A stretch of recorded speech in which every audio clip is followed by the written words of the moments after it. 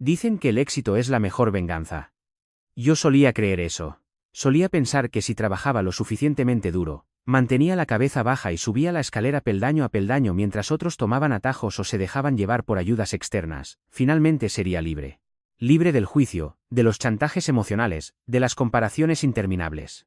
Pero lo que nadie te dice es que cuando vienes de una familia que necesita que te mantengas pequeño para que ellos puedan sentirse grandes, el éxito no te hace libre. Te pone un blanco en la espalda. Mi nombre es Nathan. Tengo 27 años, soy ingeniero de software y trabajo para uno de los nombres más grandes de la tecnología. El tipo de lugar que hace que tu LinkedIn explote solo por añadir el logo de la empresa. Vivo en un elegante penthouse en el centro con ventanales de piso a techo, una vista del horizonte y una máquina de café que cuesta más que el coche que conducía en la universidad. En papel, lo he logrado. Pero entre bastidores, se está gestando una historia muy diferente. El tipo de historia que no creerías a menos que la hubieras vivido. Y desafortunadamente, yo lo hice. No crecí en el lujo. No me regalaron nada. Mis padres no eran crueles, exactamente. Simplemente eran condicionales. Todo era una transacción. El amor, la atención, el orgullo. Tenías que ganártelo.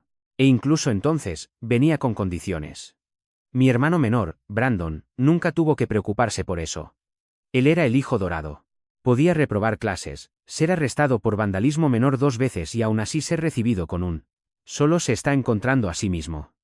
Yo, por una tarea no entregada en 8º grado, recibí el tratamiento del silencio durante una semana. Cuando les dije a mis padres que quería ir a la universidad fuera del estado, se rieron. No fue una risita, fue una carcajada limpia, como si acabara de decir que quería ser astronauta a los 18 años. ¿Crees que vamos a pedir préstamos para eso? Sé serio, Nathan. Así que me puse serio. Tuve 2 trabajos a tiempo parcial durante la secundaria, ahorré cada $. En la universidad, promedié de 70 a 80 horas a la semana entre clases, tutorías, entrega de comida y turnos nocturnos en un escritorio de seguridad donde programaba en una laptop destartalada mientras vigilaba imágenes granulosas de CCTV. Vivía a base de pastillas de cafeína y hamburguesas del menú económico. No salía de fiesta. No tenía citas. Apenas dormía. Pero me gradué como el primero de mi clase, construí algunos proyectos paralelos que se volvieron semivirales en GitHub y conseguí una pasantía en una firma que eventualmente me llevó a mi puesto actual. Nunca acepté un centavo de mi padre y nunca se lo reproché. O al menos me dije a mí mismo que no lo hacía. Brandon, mientras tanto, saltó de carrera en carrera durante 6 años y abandonó 2 veces. Nunca tuvo un trabajo real, solo encargos ocasionales que mi papá le conseguía a través de sus amigos. Mis padres seguían diciéndole que encontrara su pasión, como si eso fuera una excusa válida para estar a la deriva hasta mediados de los 20 años. Cuando finalmente se decidió por un negocio de fotografía, básicamente se lo financiaron ellos. Cámara nueva, espacio de estudio, incluso cubrieron su alquiler durante 1 año para ayudarle a ponerse de pie. Recuerdo haber vuelto a casa para el Día de Acción de Gracias una vez durante ese tiempo y ver el nuevo apartamento de Brandon. Tenía paredes de ladrillo visto, una impresión gigante en lienzo de la ciudad de Nueva York y una barra de espresso. Yo dormía en un futón manchado encima de una ruidosa tienda de tacos en ese momento. Y cuando hice un comentario sobre lo bonito que era el lugar, mi mamá solo dijo, bueno, él está persiguiendo su sueño, Nathan. Eso también es difícil. No discutí. Solo sonreí, comí mi pavo y volví a trabajar duro. Hace unos meses, después de años de escatimar y ahorrar, invertir de forma inteligente y tener algunos golpes de suerte con opciones sobre acciones, hice la compra más grande de mi vida. Un moderno penthouse justo en el corazón de la ciudad. Era todo lo que había fantaseado durante esas noches de universidad sin dinero. Líneas limpias, vistas panorámicas, techos altos y, lo mejor de todo, silencio absoluto. Nadie gritando, nadie haciéndome sentir culpable, sin el ruido constante de los vecinos de arriba, solo yo, mi trabajo y el sonido de la máquina de espresso zumbando de fondo. Ni siquiera lo publiqué en las redes sociales. No estaba tratando de presumir, se lo dije a unas 4 personas. Mi mejor amigo, mi mentor y, sí, a mi familia. No iba a ocultarlo. Pensé que tal vez, por una vez, estarían orgullosos. La reacción de mi padre fue tibia, en el mejor de los casos. Preguntó cuánto había dado de enganche, cuál era la tasa de interés y si había considerado comprar en un lugar menos llamativo. Mi mamá se quedó mirando las fotos que le mostré y luego dijo, vaya, debe de ser agradable. Y Brandon no dijo nada, solo recorrió las fotos, dejó el teléfono y murmuró algo sobre tener que volver a editar.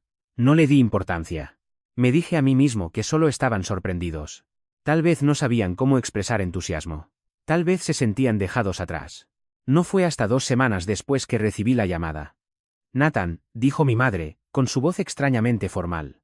Nos gustaría tener una cena familiar, solo nosotros. El domingo por la noche, pregunté si todo estaba bien. Ella dijo que solo era una conversación. Nada del otro mundo. En el momento en que entré en su casa ese domingo, la misma casa en la que crecí con la misma escalera que cruje y velas con aroma a limón, lo sentí. Esa tensión, como si me hubieran convocado, no invitado. Mis padres ya estaban sentados a la mesa del comedor, ambos luciendo inusualmente serios.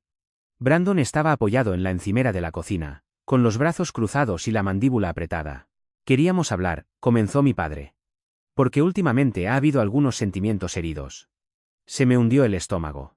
Mi madre cruzó las manos como si estuviera dirigiendo una sesión de terapia. Nathan, nos alegramos por ti. ¿De verdad? Pero hemos notado que tu hermano se ha sentido inadecuado, como si no pudiera estar a la altura. Brandon no me miró. Miró al suelo y ella continuó. Creemos que podría ayudar si redujeras un poco las cosas, al menos por ahora. Parpadeé. ¿Qué significa eso? Mi padre se aclaró la garganta. Bueno, esta situación del penthouse es un poco excesiva, ¿no crees? Solo tienes 27 años. Podrías conseguir un bonito apartamento, vivir razonablemente, ahorrar más. No hay necesidad de ser ostentoso. ¿Creen que debería vender mi casa? Pregunté, asegurándome de haber oído bien. No estamos diciendo eso directamente, intervino mi mamá apresuradamente. Solo considera cómo se ve, cómo hace sentir a Brandon. Él lo está intentando, ya sabes, ha tenido algo de mala suerte. Y luego vienes tú con este palacio. Brandon finalmente habló, con voz baja. Simplemente parece que lo estás restregando, hombre. Los miré fijamente, con el corazón acelerado. Por un segundo, realmente me pregunté si había caído en algún programa de bromas surrealista. Tenía que haber cámaras ocultas. Trabajé por ese lugar, dije en voz baja. No me lo gané en una rifa, renuncié a todo durante años. Y no estamos negando eso, dijo mi mamá con las palmas levantadas. Pero la familia se trata de equilibrio, de mantenerse a raya unos a otros. Mi padre asintió. Se trata de armonía, y ahora mismo la dinámica está alterada. Algo se rompió en mí entonces, no con fuerza, no de golpe, solo un pequeño chasquido interno. Como un cable que ha estado demasiado tenso durante demasiado tiempo. Me levanté con calma y dije, gracias por la cena. Tengo trabajo por la mañana. No grité. No insulté. No discutí. Simplemente me fui, subí a mi coche, conduje hasta mi palacio y me senté en silencio durante 1 hora contemplando el horizonte que había pasado una década persiguiendo. Ojalá pudiera decir que después de esa cena familiar, aquella en la que mis padres sugirieron cortésmente que vendiera mi casa porque hacía que mi hermano se sintiera inadecuado, las cosas se calmaron. Pensé que había dejado claros mis límites. Pensé que irme en silencio enviaría un mensaje, pero si acaso, empeoró las cosas, como si hubiera insultado alguna jerarquía tácita al negarme a encogerme. Y en las semanas siguientes, la tensión aumentó de una manera que no pude prever. Sutil al principio, luego no tanto. Empezó con los textos. Al principio, eran bastante inofensivos. Mi mamá enviándome enlaces de lofts asequibles en el centro con notas como: mira, este es más modesto, pero sigue siendo lindo. Oh. ¿No sería agradable tener vecinos de tu edad? No respondí. Luego vinieron los mensajes de culpa. Brandon no ha estado durmiendo bien. Sigue comparándose contigo. Me rompe el corazón. O mi favorito personal. El éxito no significa nada si destruye a una familia. También ignoré esos dos. Fue entonces cuando los demás se involucraron. Mi tía me llamó de la nada, alguien con quien no había hablado en más de un año. Se lanzó a un monólogo de falsa preocupación sobre lo orgullosos que estaban todos de mí. Pero tal vez deberías considerar lo difícil que debe ser para Brandon vivir constantemente a tu sombra. Siempre has sido el impulsivo, dijo con dulzura, como si yo hubiera estado acaparando la ambición de forma injusta. Tal vez rebájalo un poco por el bien de todos. ¿Rebajarlo por el bien de todos? Le pregunté si estaría dispuesta a decirle a Brandon que rebajara su parasitismo. No le gustó eso. Después de eso, mi madre intentó un ángulo diferente. Me invitó a un almuerzo solo para nosotros. Sin papá, sin Brandon. Yo estaba escéptico pero sentía curiosidad. Me presenté y encontré la mesa del comedor puesta, pasta hirviendo en la estufa y a mi mamá con su rutina de delantal y sonrisa completa. Charló sobre el clima, el perro de un nuevo vecino, chismes al azar, hasta que finalmente deslizó una carpeta de manila sobre la mesa. ¿Qué es esto?, pregunté. Solo algo para considerar. Dentro había folletos, centros de terapia, específicamente servicios de asesoramiento familiar. Se sentó frente a mí con esa expresión de lápida practicada que siempre significaba que creía estar siendo generosa. Creo que todos necesitamos sanar, dijo. Has estado muy enojado. Me reí. No pude evitarlo. ¿Yo he estado enojado? Saliste de la cena, Nathan. Porque te pedimos que vendieras tu casa para proteger el ego de Brandon. Porque intentábamos ayudarte a ver el panorama general. Ese almuerzo terminó conmigo yéndome a medio bocado. Después de eso, se quitaron los guantes.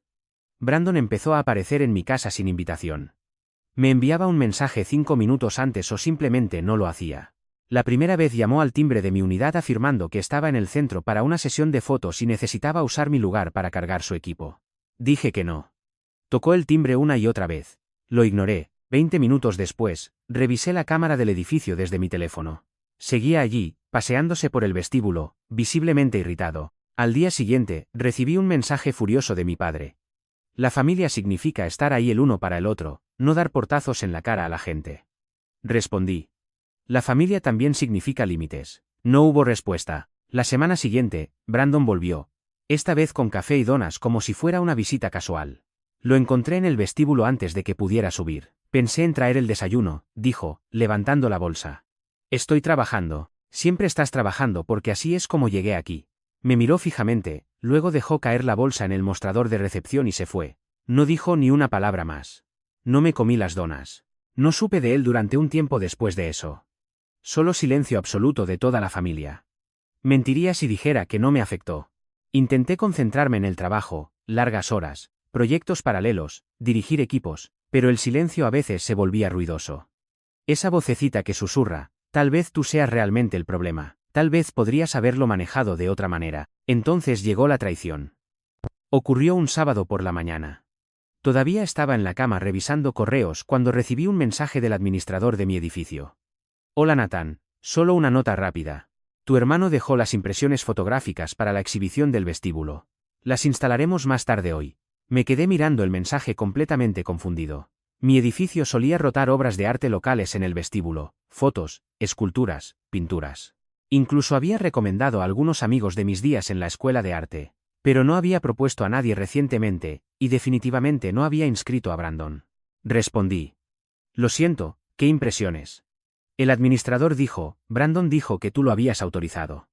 Dijo que querías apoyar su trabajo y que el vestíbulo sería perfecto. Ya tenía acceso al ascensor. Parecía legítimo.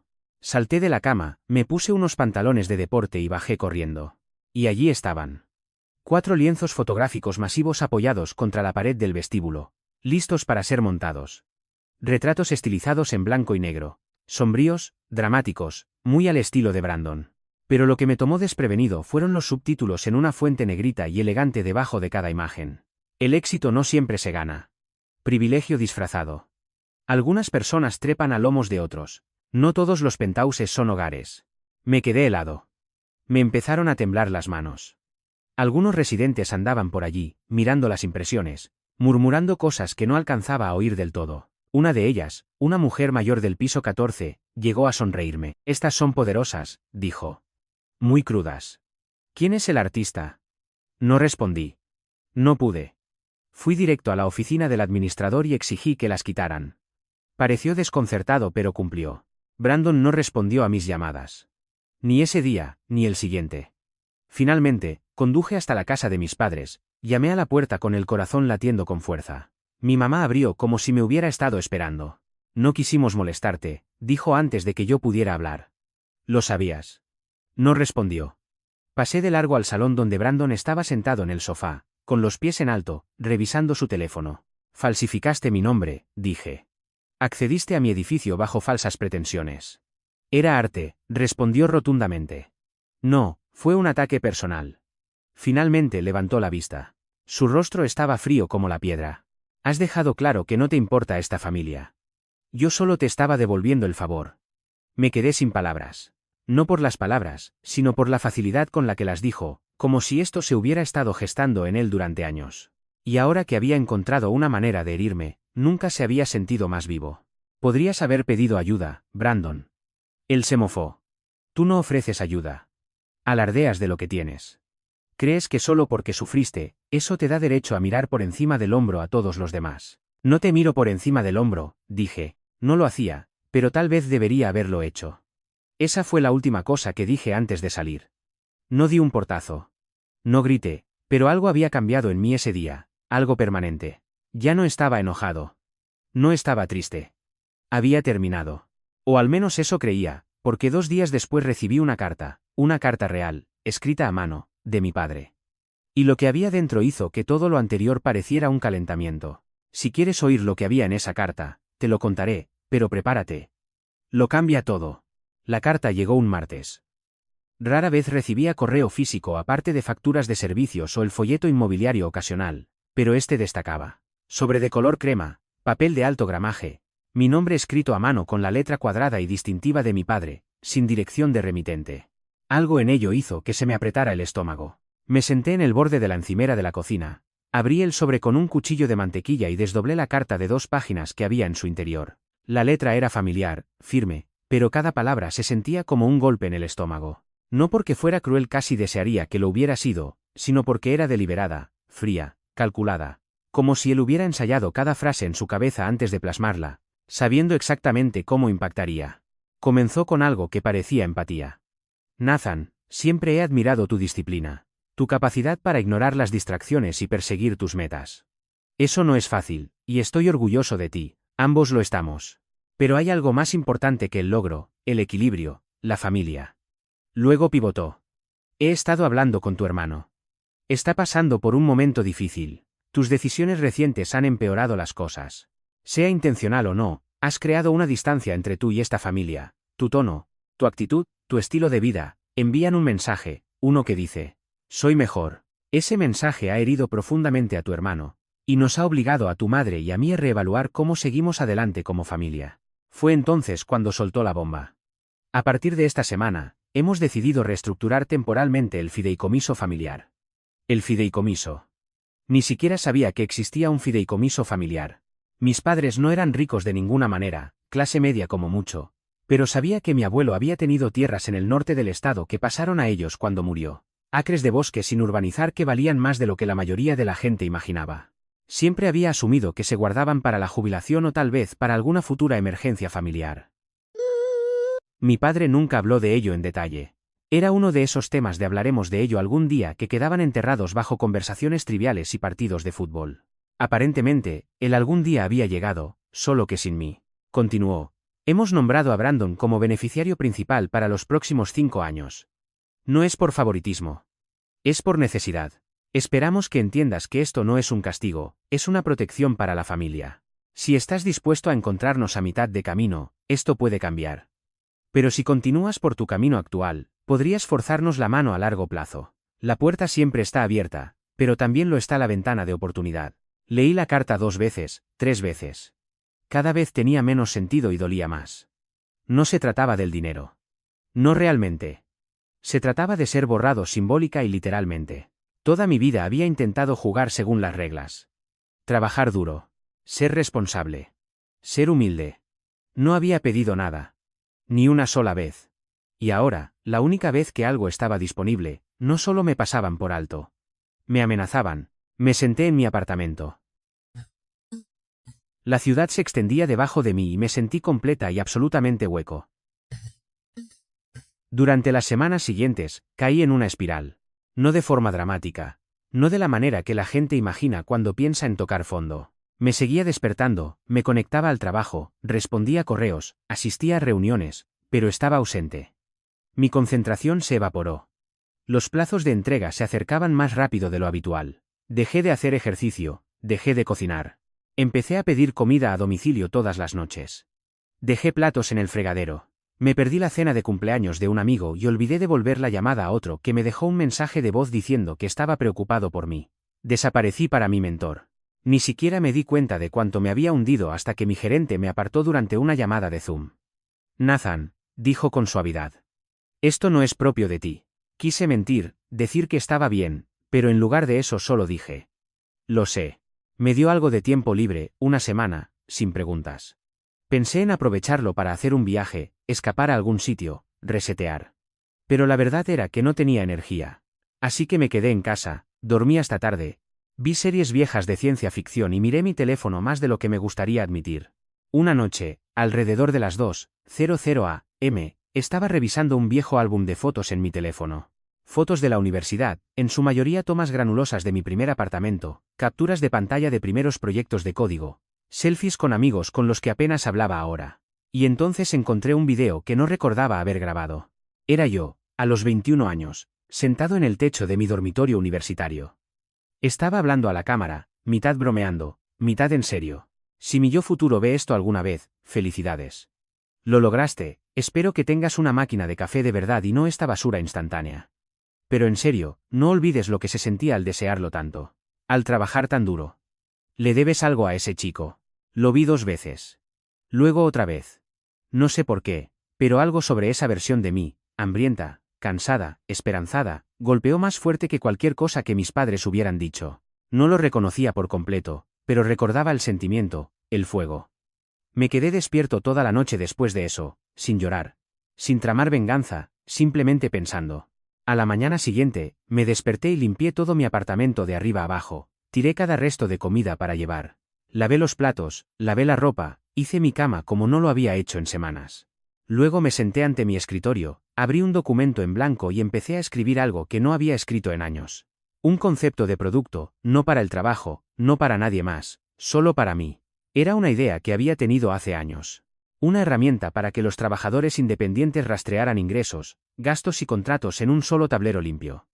La había archivado durante mis primeros días en la empresa, pensando que no tenía tiempo. Pero ahora necesitaba algo que sintiera mío de nuevo. Algo que me recordara quién era yo antes de dejar que sus voces se metieran en mi cabeza. Construí un prototipo en 2 semanas. Nada elegante, solo una interfaz básica y algo de lógica de fondo. Pero funcionaba, y lo más importante, me dio un propósito. No se lo dije a nadie. Seguí trabajando en ello por las tardes, reconstruyendo lentamente mi horario. Volví a escribir en mi diario, a preparar mis comidas, a hacer ejercicio. Empecé a asistir a las reuniones de equipo con aportes reales de nuevo. Mi gerente lo notó, también algunos compañeros de trabajo. Empezaron a enviarme tareas más importantes de nuevo, problemas más difíciles. Los resolví en silencio, con paso firme, y por primera vez en mucho tiempo, no sentí que estuviera buscando aprobación. No intentaba impresionar a nadie.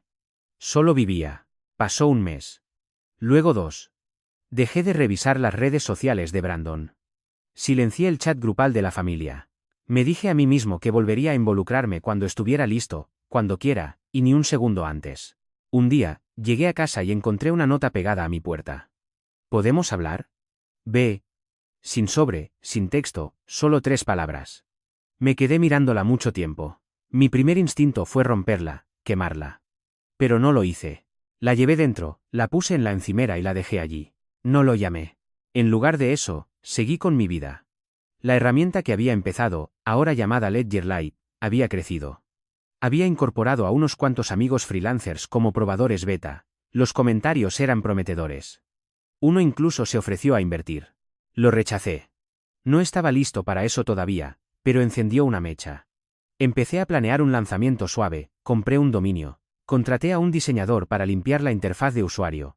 Construí una página de aterrizaje de lista de espera, y una mañana, mientras revisaba las métricas, me di cuenta de algo. No había pensado en el fideicomiso, en la traición, en la carta en semanas. No porque me hubiera curado, sino porque había cambiado el enfoque. No habían ganado. Habían intentado sacarme de mi centro. Y por un tiempo, lo hicieron. Pero encontré algo que nunca esperaron que encontrara, a mí mismo. La versión de mí que no estaba definida por su aprobación o su culpa. La versión que no necesitaba validación de unos padres que solo me amaban condicionalmente. O de un hermano que resentía mi existencia. Esa versión apenas estaba comenzando. Pero entonces, justo cuando pensaba que finalmente había construido suficiente distancia, sucedió algo que me arrastró de nuevo al fuego. Un mensaje de voz de mi mamá, llorosa, sin aliento, divagando. No sabía que iban a hacer esto. Nathan, lo juro. Por favor, llámame. Esto ha ido demasiado lejos. Tu hermano, tu padre, no puedo arreglar esto sola. Fue entonces cuando supe que algo había cambiado, algo grande. Y esta vez, no iba a alejarme. Iba a responder, pero bajo mis propios términos. No la llamé de inmediato.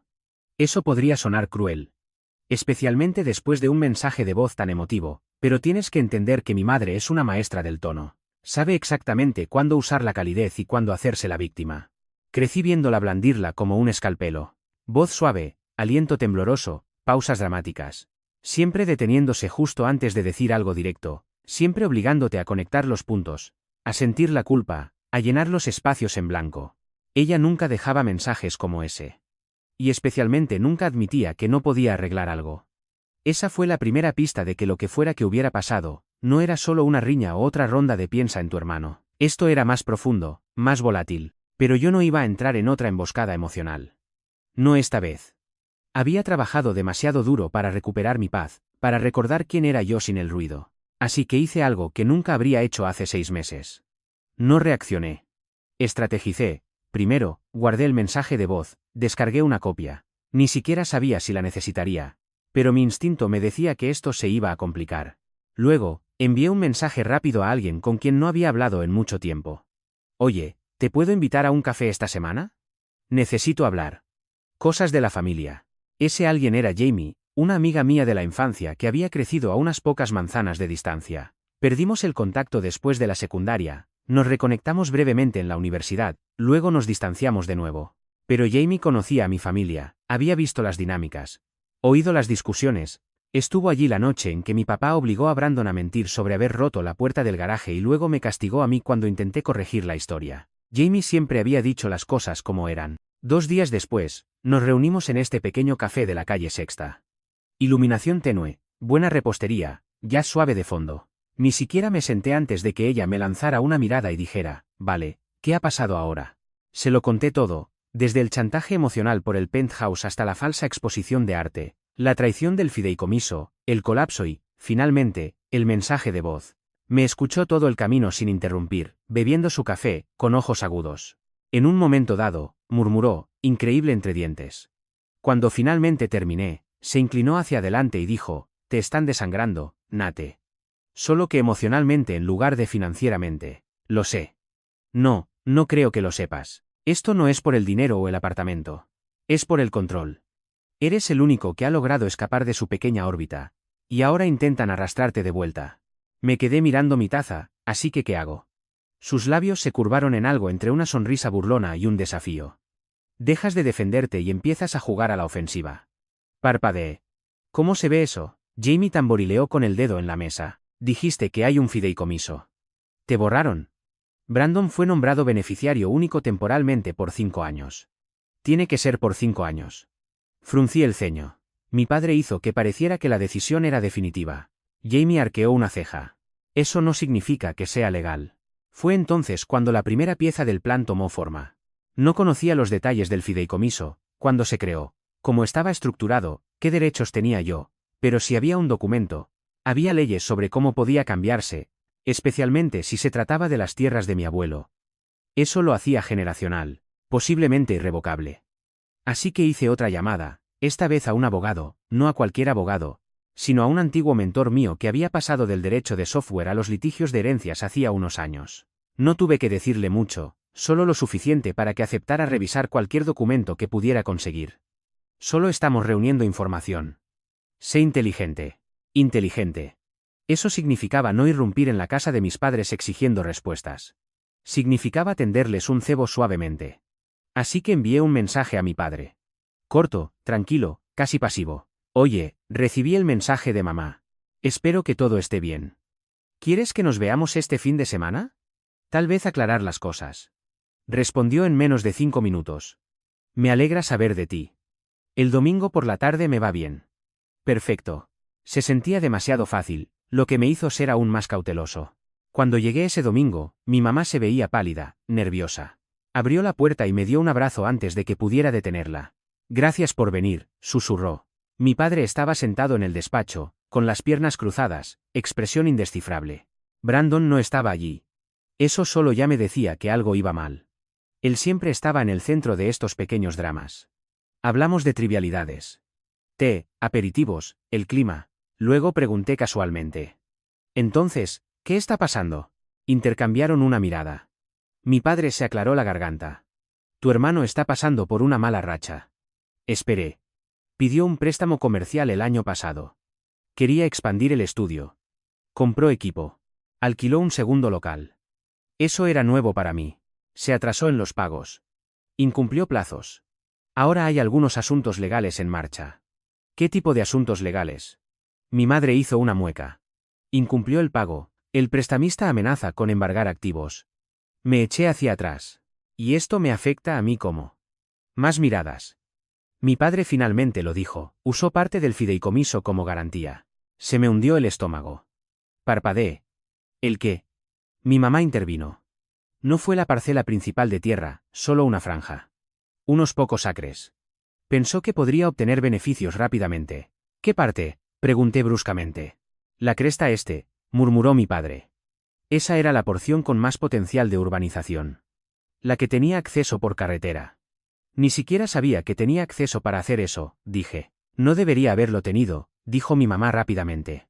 Pero tu padre. Pensamos que lo ayudaría a estabilizarse. Déjenme adivinar, dije inclinándome hacia adelante. El papeleo no estaba en orden. Ahora se está revisando todo el fideicomiso. Ninguno de los dos habló. Me levanté, caminé hacia la ventana, respiré hondo y luego me di la vuelta. Quiero ver los documentos. Todos. El fideicomiso original, anexos, transferencias. Mi padre se puso rígido. Eso es privado. No si afecta a mi herencia legal, no si las acciones de Brandon la están poniendo en peligro. Pueden dejar que los revise con un abogado o pediré una citación judicial. Ustedes eligen. Fue la primera vez que vi a mi padre verdaderamente enojado. No gritando, no golpeando con los puños, sino esa furia baja y latente que viene de alguien acostumbrado a ostentar el poder y darse cuenta de repente de que ya no lo tiene.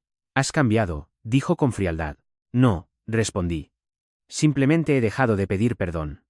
Me fui sin abrazo, sin despedida, sin aperitivos envueltos en papel de aluminio como en los viejos tiempos. 3 días después, mi abogado tenía copias escaneadas del fideicomiso y de todas sus modificaciones. Y efectivamente, mi nombre había sido eliminado silenciosamente mediante un documento que, según él, no se sostendría ante un escrutinio. El fideicomiso había sido establecido por mi abuelo con una cláusula específica.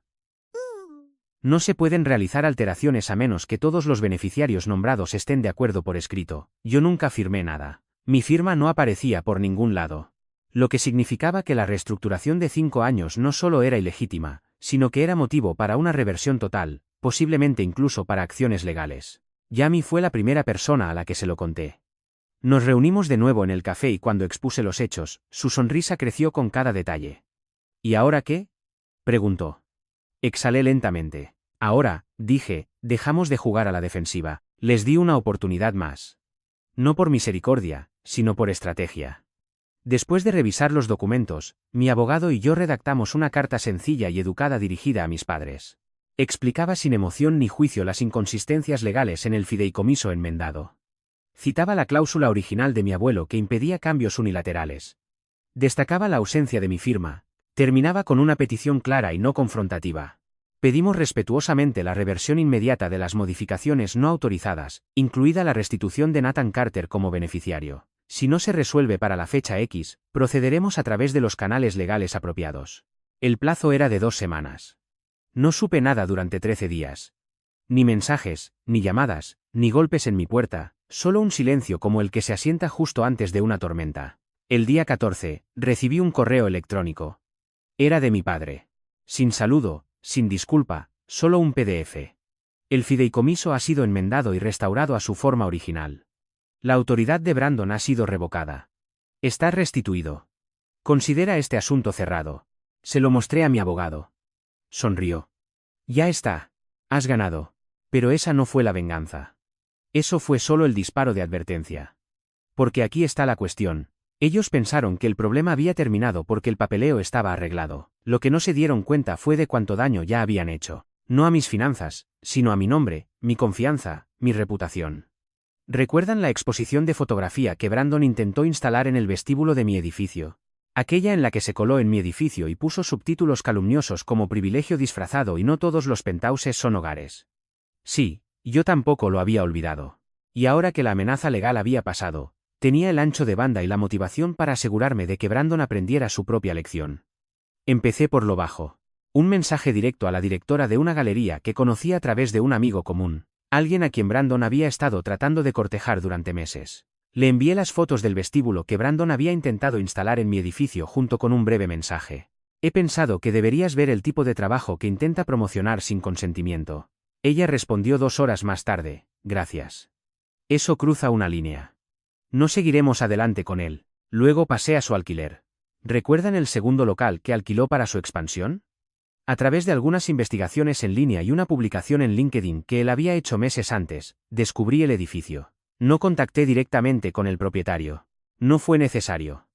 Contacté con un amigo que trabajaba para una firma de bienes raíces comerciales en la zona. Le di el nombre del negocio de Brandon y le pregunté si el dueño había hecho alguna vez pagos atrasados o intentado subarrendar. Mi amigo se rió. Sí, ese tipo es un desastre. No ha pagado en 2 meses. Quiere renegociar el alquiler pero no devuelve los papeles. No dije nada incriminatorio. No presioné, pero la conversación llegó a oídos del propietario. 2 semanas después, Brandon perdió el local. Segundo strike. Finalmente, fui tras su verdadera moneda de cambio, su imagen.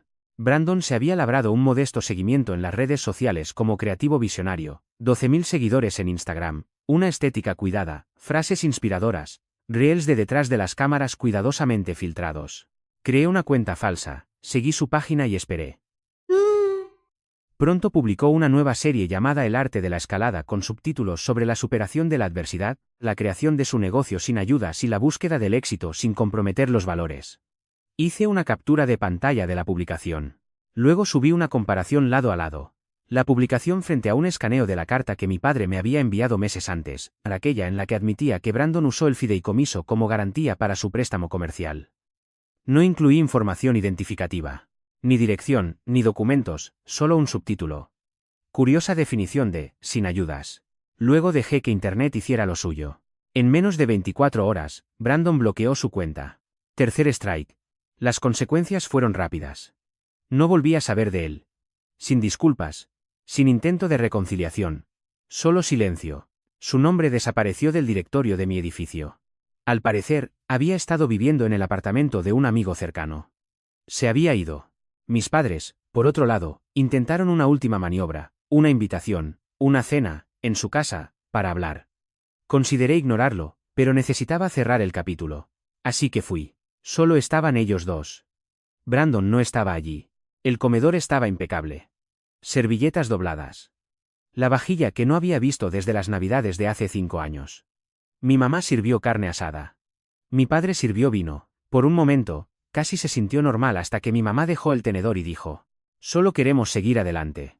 Asentí. Yo también. Mi padre se aclaró la garganta.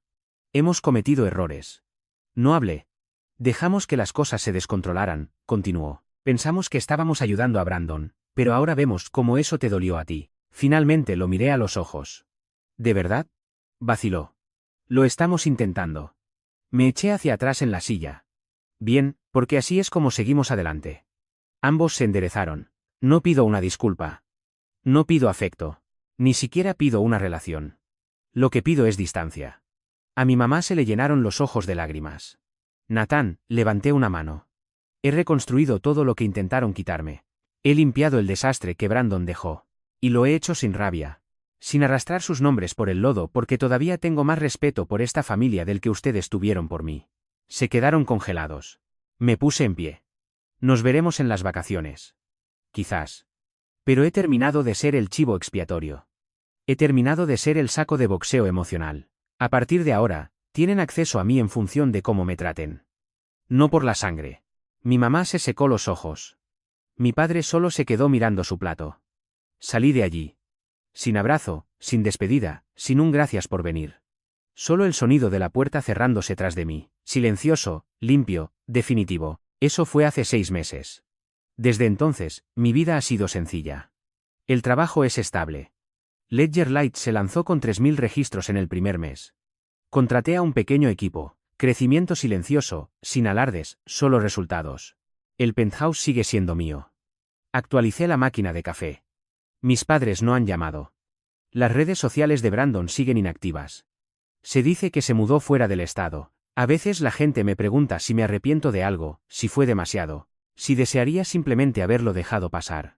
Pero aquí está la verdad. Yo no quemé el puente. Ellos lo hicieron.